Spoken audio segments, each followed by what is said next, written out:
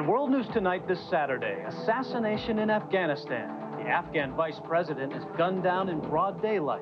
President Bush says the U.S. is more resolved than ever to bringing stability to the region. The U.S. military now acknowledges Afghan civilians were killed in an American airstrike. An inquiry is underway. Water-weary in Texas. At least 8 are now dead, thousands forced to leave, and the rivers are still rising. At Wimbledon, sibling royalty. Little sister breaks big sister and is crowned the new queen of tennis. And when glaciers melt, the lake that wasn't there 9 months ago. From ABC News World Headquarters in New York, this is World News Tonight, Saturday. Good evening, I'm Bob Woodruff. We have 2 stories from Afghanistan tonight that could deeply affect American interests there.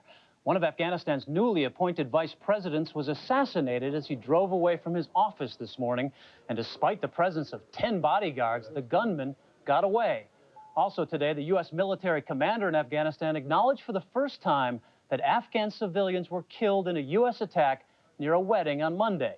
We begin with the assassination in ABC's Martin Seemungal in Kabul.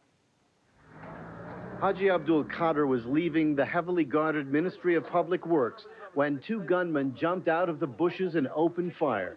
They sprayed the car with as many as 48 bullets. This policeman heard the shooting from a nearby street corner and was one of the first people on the scene. When they took the minister out of the car, he was still alive, he says, but he died on the way to hospital. Other witnesses at the scene reported the gunman escaped in a taxi. Police in Kabul immediately arrested Qadir's bodyguards. 10 of those bodyguards were reportedly on duty when the car was leaving the ministry.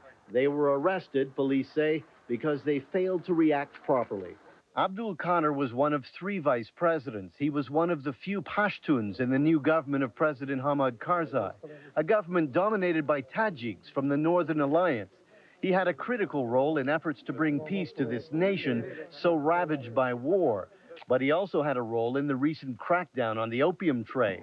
Observers here believe there could be several motives for the assassination. We still have, remember, to fight a war against terrorism. It is not finished. We still have enemies lurking here in Afghanistan. There is no doubt this killing is a serious blow to Karzai's fledgling government. He immediately summoned an emergency meeting of his cabinet. And there are thousands of international peacekeepers here on the streets of Kabul. One of their primary tasks is to protect all the senior members of Afghanistan's new government. But today it was tragically obvious that they could not protect even the vice president. German soldiers showed up minutes after the shooting. There was little they could do but gather evidence. Police set up roadblocks across the city, but as darkness fell, there was still no sign of the gunman or any real clues as to who was behind the killing. Martin Seemungal, ABC News, Kabul.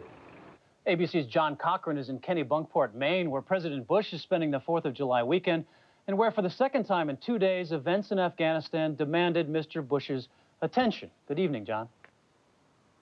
Evening, Bob. The president got the bad news as he was playing golf with his father. He said terrorists may have carried out the assassination, but it's just too early to tell.